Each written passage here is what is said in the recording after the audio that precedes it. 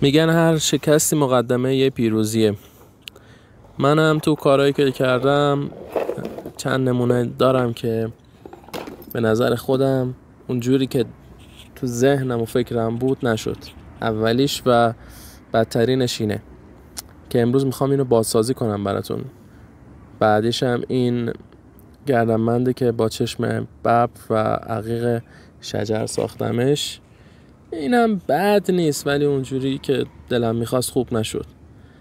بعدیش هم بذار پیداش کنم، یکی دیگه است ولی اون یکی رو مطمئن نیستم. اینو شما تو کامنت ها بهم بگین که آیا خوبه یا به نظرتون اینو هم عوضش کنم.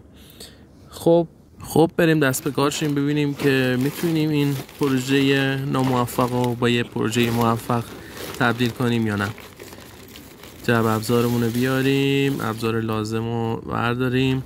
میخوام این سنگی که وسطش هست رو با یه سنگ دیگه عوض کنم اول که به اون گردنبند بخوره. سنگی که الان هست یه سنگ کوارتز دودیه ولی من میخوام با یه سنگ فیروزه نیشابوری اونو تعویض کنم که به این استایلی که الان داره بیاد. خب دست به کار شیم.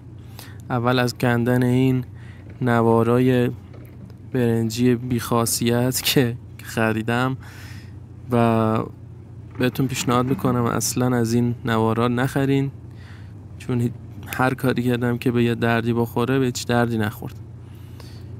خب دونه دونه باید اینا رو باز کنیم.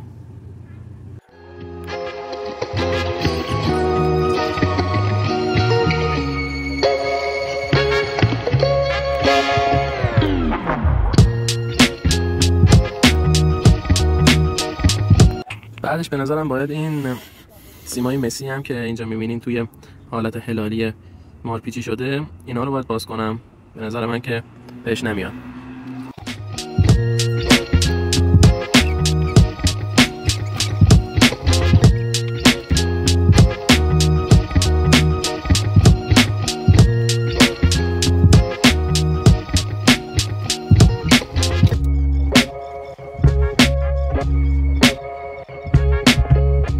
خب تا اینجای کار چک میکنیم با سنگمون ببینیم که بله الان تقریبا یه حالت قابل قبول و مطلوبی شده. فقط الان باید اینو یه جوری فیکس کنیم که هم قشنگ باشه و هم این که سنگ از توش نیفته.